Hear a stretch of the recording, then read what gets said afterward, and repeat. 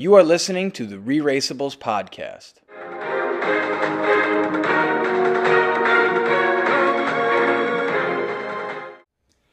Hello and welcome back to the ReRACEables Podcast. I am tonight joined by none other than Josh and Nicole. Welcome in. How's it going? Thank you. Welcome back, everybody. We are here. We just dropped our Power Rankings podcast, so if you haven't listened to that, be sure to listen. Like, follow, and subscribe. And off we go for episode 1. Where to begin, I guess, as always. We have a loser. We have a 13th place. They're out first finisher, and that is none other than Alexandra and Sheridan. Doesn't look good already for my power rankings. I will start. I had them number 2. I fell in love with their story of just seemingly strengths in the race. Their age, their intelligence, their knowledge of each other, roommates, working together, everything that you could think of, traveling together. I'm sad. But I was so wrong on them. I overlooked. What did I get wrong? I think where I was right to think all those positives, where I was wrong. They're Chicago people. Maybe they're just really good at navigating that city. Do they even have a car? Yeah, that was a great point. You know, like, Indecisive. it's all about driving. Oh my God, they're so indecisive. No. Do you want me to do it? You want me to do it? No. How about you? Sheridan, you do it. You sure you want to do it? Yeah. All right, I'm gonna do it. Are you going to do it? Horrendous. They're like too smart. They were too smart for their own good. What? They're just not that smart. I guess maybe not. Well, there's different types of intelligence, and maybe they're really smart at being engineers, but in every other regard, they struggle. So what were they lacking then? What was the demise? What was the fatal flaw? Honestly, I was impressed with all the teams. I felt like there wasn't any team that really messed up royally. Yeah. They all had a strong first leg, and they just happened to be last. We saw it. Alexandra and Sheridan were the last team to leave. And the first thing they did was to go ask somebody where to go. So right from the beginning, they go to the cars outside of the Hollywood sign, and they literally don't get into the car until 13th place. And that was the omen right there. They were asking directions before they even got in the car, or what were they even doing? Yeah, asking strangers for where to go. But they didn't ask them where to go. They said, "Can you pull up your phone and tell us where to go?" Which was just like it just felt... Wasn't the right question. It wasn't the right questions. Because somebody can easily say, go 3 blocks that way and make a left. But then you have to take out your phone and then search it. And it might be that too smart thing. You're like thinking ahead to like try to have an answer without just searching for the answer. It's like you're looking for a specific way to access the information that maybe is just what you know or think of first. But like, let's go, folks. Get in the car. Let's go. Let's go. You got to get to the airport. You don't want to be on the second flight. Listen, they gotta make their oatmeal. They have it every day. Me too. I'm gonna miss their antics. What specifically? I love their regimen. I love that they're the same exact person, just in male and female It was forms. unbelievable. Even the way to end the episode was just, I'm so happy to be here. I'm so happy I did it with my sister. Yeah, I agree. And that's how the episode ended. I feel exactly the same. I like that she pulls from her experience of having a gentle massage and having to ask for that to be more gentle. Oh my gosh. Yeah, it's like they were just not set up for any of this to be successful, and yet you think when people travel or when people have this intelligence, it can pull the wool over your eyes. And that's what happened to me. as I cross them off, my number 2 team, Alexander and Sheridan. Ouch. Tough one. But the other, on the opposite side, my number 1 team, Jocelyn and Victor. To the victor go the spoils. Oh. The victory. It was a good win. This is the hardest win to win. You have to beat 12 other teams. It's true. It's true. Every time it gets easier. I think their story and what we learned, and we saw a lot of great, more in depth with everybody's story, but Jocelyn and Victor's in particular, I mean, it was just cool to like see the actual store, see and hear them talk about working together and that dynamic, and that this is their break, right? That was the intros at the starting line. Like, this is their break from the business to go and do this. I think they sucked you guys into their story. I might be on the retail love trade. Oh. Is it sustain? Last word about them. Is it sustainable, or just luck of the draw? No, they're contenders. I will even admit they are. Josh? I mean, I think sustainable up to where I have them at 6. I think that's where they are. I don't think that they're not a Final 3 team. Okay. What else did we learn from this episode? I was impressed with the girls eating the bugs. Yeah. I was not expecting them to go for it like Morgan that. and Lena. And they did. Yeah, so Morgan and Lena were first to arrive at the Express Pass at the Wat Suthat, right before they jumped on the river boats and then the tuk-tuks. They had the Express Pass win by eating a plate of exotic insects. Josh, your thoughts on the Express Pass and what you needed to do to win that, and Morgan and Lena's gutsiness? It came down to that tarantula at the end, and we were all squirming in our seats, and then she did it, and it was great. It was impressive. Did that seem like whoever got there first was going to win it no matter what? No. No, because Andrea. Yeah. She saw it, immediately turned out, oh, we're not doing fist. No. Oh, it was so good. And I respect that. Anyone else, do you think, that gets there isn't doing it? I feel like everybody else is pretty much doing it.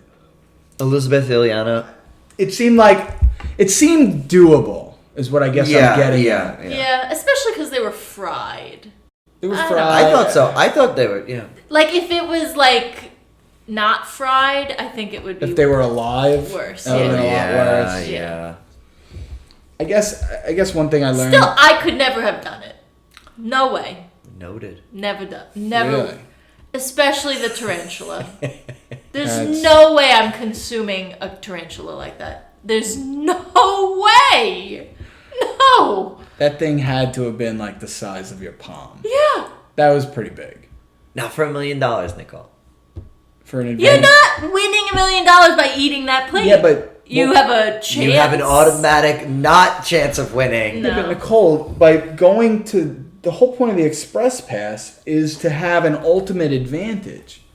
And maybe I missed something on the rules of it, but it seems like you can use it for any task at any time. Yeah.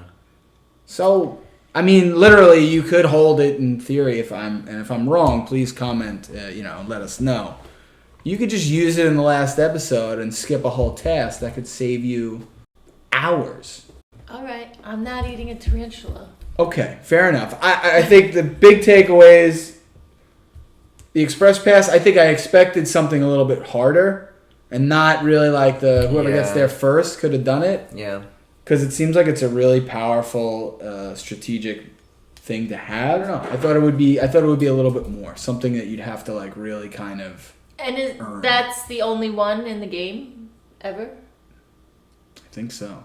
I had two teams that really were either surprising or not. I mean, one was Liam and Jeremy. I thought that they were going to be leaders of the pack most of the episode. I was disappointed. Right? They came in like 10th place. I was disappointed in them. It doesn't mean that that's what's to come, but I thought that they would be a stronger team. And then the other thing is, I did always like Rob and Corey, but they are a likable team. They are fun to watch. They are enjoyable. It's interesting to watch them navigate. I'm rooting for them. Same, and I think by far they jump off the screen the most. Yeah. I know, we're having fun with the whole Jocelyn and Victor, and I am rooting for them, and their story is great. But I mean, Rob and Corey, they're by far the most unique team. Yeah. And I mean, even down to having the translator, like we were kind of wondering how that was going to play out. How do you do that? Like, okay, you have the actual person translate and communicate to Derek and Claire. Were we happy to see them giving clues out in Could LA? care less. Josh? Agreed. Okay. Shout out. Unless they Derek came and on the Claire. podcast, then I would. Derek really and be Claire, excited we to would see love them. to have you anytime. And just anything and everything with them, whether it was, just seeing them interact in the car, right? I was thinking, like, who's going to be driving? How does that work? And, they have their whole systems figured out that Rob, the father, is driving. Corey is signing in to him through the mirror. It's pretty awesome, and I think viewers are really going to get a lot out of that experience. Love a good system. Let's move to the detour, which I think it's safe to say the easier choice was the massage. Yeah. The spa day versus the sword play. The sword play looked like a disaster, other than Joe and Ian really stepping up and maneuvering that pretty easily. They completed the task on their first try, which was pretty impressive. It also tells me in future challenges, they will do very well with any choreography. Yep.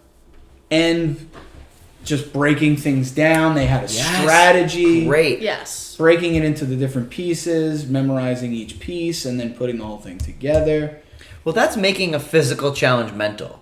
Yep. Which I think maybe shows a bit more into the depth of their characters, them as people, for what's to come. I still feel good about having them as my number one. You should. Yeah, Absolutely. I would too. Thank you. And Ian also, like we predicted on the Power Rankings pod, Ian Type A took over. He was the lead dog. Yeah. He was the one that Joe was following and had him to kind of be the rock and the anchor to hang on to in that challenge. But let's go to Spa Day, because we definitely would have chose that, correct? Yeah. Yes. Josh, why is that the better choice? Solid. You know exactly how long it's going to take. You know exactly what time you're going to get out of there. There's no risks of getting lost. In Thailand and those Asian countries, it's like you're afraid. Travel is the most difficult part. And you don't have to travel. Yeah. And ultimately, all you have to do is just not say stop. Which one team did? Thank you, Todd. Right? Todd was just trying too hard, it seemed, at different parts. Shout out to Josh, who in the Power Rankings podcast went against our assessment, mine and Nicole's, about how we kind of saw that relationship. Todd is definitely the one in control. Josh was nailed that for sure. But it was nice to see him eat a little slice of humble pie and force them to waste or to have to repeat the spa day, which looked absolutely agonizing. Did Jocelyn have the roughest masseuse? I thought she was going to be broken in half, start crying, or just quit the whole race. I really enjoyed watching her just get a beating. Jocelyn, what does she weigh? 100 pounds? Not soaking wet? even. Yeah. And her body So was... mad. And don't forget, she's 49. I mean, maybe that's part of it too. Got to think Steve was probably taking a beating too. But she was by far. Like, she was like crying or just upset and pain. Oh my goodness. And who knew massages could be that funny? True. I mean, that was just entertaining to watch these people, the dad bods, come to mind. It like, was just, a great challenge. I loved it. Yeah. I mean, sign me up for that kind of spa day. I don't know if my body would hold up, but it would probably hurt a lot. That's a good thing to bring up, though, is now that we have 90-minute episodes, I don't think we would be able to get as in-depth of a look into the spot, like people getting a massage, if we were at a 60-minute episode. And I thought that was really exciting for the pacing of the episode. It actually felt like we were able to enjoy and sit in the challenges and get to know the characters instead of literally running. I feel like almost every season before this, like the opening episodes are just like bing, bing, bing, bing, bing, bing, bing, bing, bing, bing, people, and then you're like, it's over. Oh my God, I don't know what happened. How did we keep up? And this actually felt digestible, which was really, really great. Totally agree. Love the whole, let's take a minute and actually embrace the Hollywood sign moment. And do some intros there. And then splice in everybody's story as we went. I feel like you really got more out of it. And with 13 teams, like, you need that extra time to try to get to know these people. And it makes the show that much better. Question. Going back and looking at episodes where they're like in speedboats, you know, coming in, and we get the zoom in on the two people, and it's like Margaret and Joe, like these two people were married when they were 16 years old. Will they stay together? Do we know? Next, and then they like go to the next person. Versus this feels more like storytelling based, where actually you're just like, all these random people, let's put them all together, and then as the story starts to develop, we start to like look into their lives. How do you feel about that? Which one do you prefer? Do you care? I prefer the current method. I feel like it's more organic. You get to know the people more in a more genuine way. Yeah, and it's less spectacle than it was then. Like, what ridiculous mechanism can we put these people on? Yes. Like, what building? I mean, being on the Hollywood was wonderful because, like, how great is it seeing, like, the opening scene and it's just, like, 20 speedballs. It has a warm place in my heart. Look, in 2023, we are more about the deeper connection with the characters that we're watching. And I think taking the extra minute to introduce 3 or 4 of the teams at the starting line and, you know, to see them marinate a little bit more at each challenge, to see Elizabeth and Ileana really be able to debate with themselves. Yeah. You know, what are we doing here? Are we staying at the massage? Are we transferring to the sword play? You know, and you get to see, like, Ileana knows what to do. Mm-hmm. She knows what the right answer is to do, but she's not able to make the decision. She has to let Mom make the decision, and they eventually do, and, you know, prevent themselves from going home. But I think that the 90 minutes is going to be almost like a character of this season. That's great. I think it's going to be a more in-depth, and I think we're going to get more out of this season than some of the previous ones. Mm-hmm. Let's go to the airport. The airport was one of the pieces of older episodes, older seasons that they brought back. Was this what we expected to see? No. I was a little let down by the airport. I felt like it's the same thing as it was during COVID. It's just that there's 3 charters instead of 1. Maybe that won't be the case later in the season. Maybe it'll be more competitive of people being able to book any flight and try to find quicker routes and all that strategy that we miss. But there was no strategy involved in this, so it was kind of a letdown. I enjoy the strategy, and I agree with you that I hope we get there. What I add, though, is that I kind of like the actually socialization in the airport. There's something about, like, do you let the person in front of you? Oh, who's running to the next stop? Oh, who's talking with the other people? Even we saw that slice of that where Greg knew a little bit of sign language, and there was, like, something so kind of, like, natural and so raw about that moment that you might not get if you're, like, on the speedboats alone, you know, when they got on and just, like, kept going. So Or did you see they all started doing the applause inside? Yes, but exactly. And it, like, caught on. They all started doing it. Yes, it totally. And so I agree with you. I want that, like, that challenge aspect of the airport, but just getting a glimpse into the airport actually is making me feel so much more connected to these characters. And seeing them as a whole, you know, and getting to know them better. And putting them on a line. Like they have to get to the little flags for the Amazing Race, and then they have to stand in the line. And like Robin and Chelsea, I think it was, came in and they're like, all right, well, I guess we're not last. Mm-hmm. And everybody else like, yeah, you're not last. Like you're in, and they were like, oh, I guess we're in 8th place, whatever it was. Yeah. Right, like there's that moment of, well, we are behind all these people, but we're here and we're not in the very back. So it's like, there's also that piece of the storytelling that's good too, that just by being in the physical space of the airport, it kind of adds to the story. Now, I mean, is the counter person at the airline putting a sold out sign after the 6th team? I mean, is that the most dramatic way to do it? I don't know.Maybe it could be a little bit better, but when else do you get to see all of these teams together? Right. Well, the only other time we did was with the roadblock, which was the tightrope walking and then the puzzle solving. Sure. Which, was that just nerves?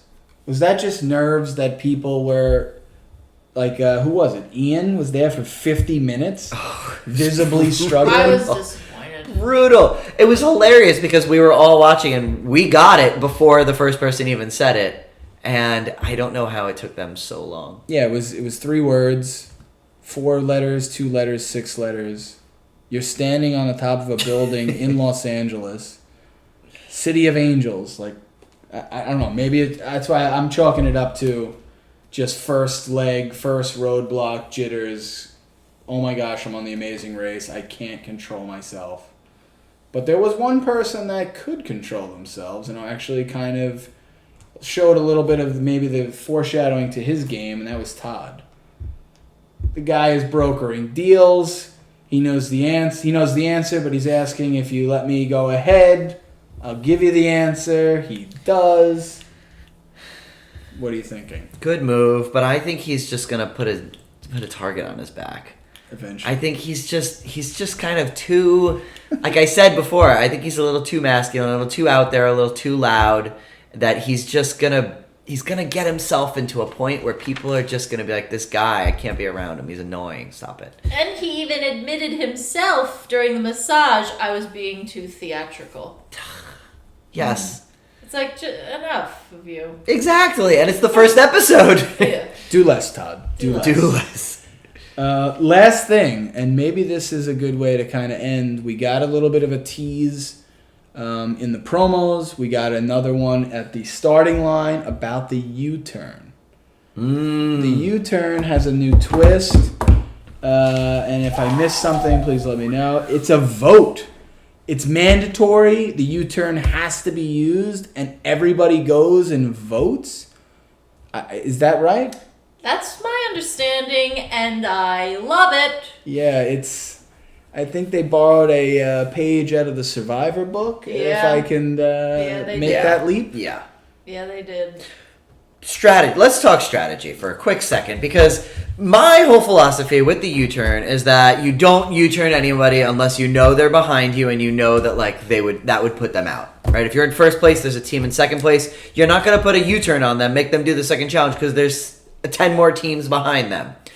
Now, what if you U-turn yourself? Why would you do that? Because can't you U-turn yourself after you've completed the challenge? You have to do. When do you have to U-turn?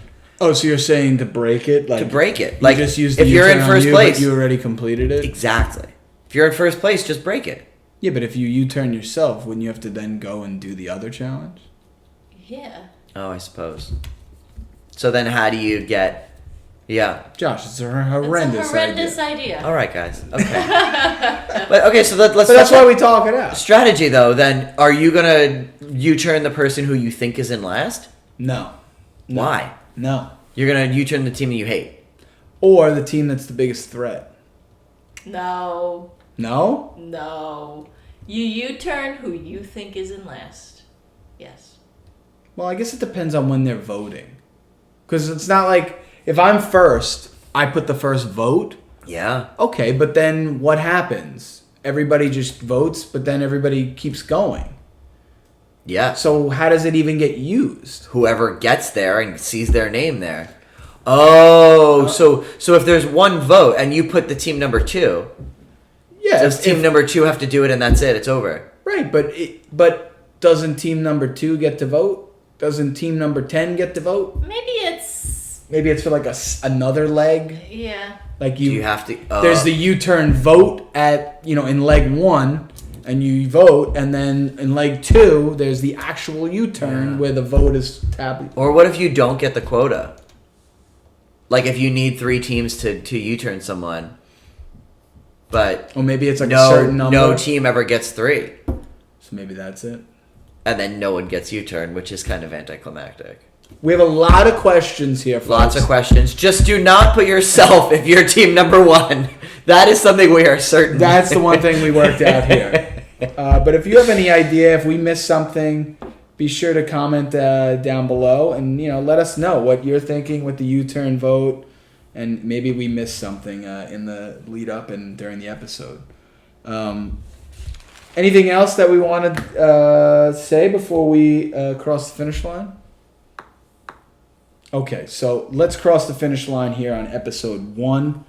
I think more than ever in this episode, especially for teams like Elizabeth and Ileana, it's about survival. This is the first episode. There's 13 teams. Just survive. Get your footing. Get your feet wet. Let the nerves shake out. I think you're gonna. I wasn't surprised to see, who we think will be a strong team like Joe and Ian struggle. Yeah. But figure it out. Liam and Jeremy, we think they're gonna be a strong team, but they never convinced us of anything this episode that really matched our expectations of them. And then there's actual teams like Elizabeth and Ileana that actually survived, and I think they're not long for this race. For my crossing the finish line, I'd like to just applaud the casting directors this season. I think they did a great job. They found an eclectic, interesting, talented group of individuals, and I think it's going to make for a great season. Yeah, my crossing the finish line is definitely echoing that. I really, really enjoyed far more than I thought I was going to enjoy the 90 minutes. I'm really interested in these storylines. I'm interested in the travel and the fun and the enjoyment, but we're moving out of that COVID looking for adventure era, and we're moving back into strategy, gameplay, exciting characters, and storytelling. And we'll leave you with this, our power rankings. We cross off Alexandra and Sheridan, which leaves Josh in first place with a low score of 81 out of a possible 91 points. Thank you. Add up 1 through 13. Nicole with 86. She had Sheridan and Alexandra as her fifth team. And the slap to my face in my rankings, having Alexandra and Sheridan in the second spot, leaves me in dead last for episode 1 with 89 points. Hopefully we'll do a lot better next time, but stay with us. Be sure to like, follow, and subscribe on Instagram. Check us out on our YouTube channel. Leave a comment. Let us know what you thought, and we'll see you next week.